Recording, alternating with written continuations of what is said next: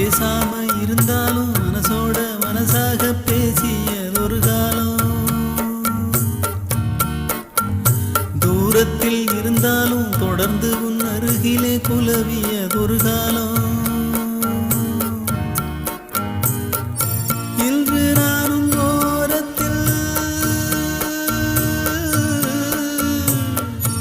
இன்று நானும் ஓரத்தில், என் மனது தூரத்தில், வீதியில் இசைத்தாலும் வீணைக்கு இசையுண்டு, வீணாகி போகாது கேட்கின்ற நின்று வேங்குழல் பாடுது வீணையோடு.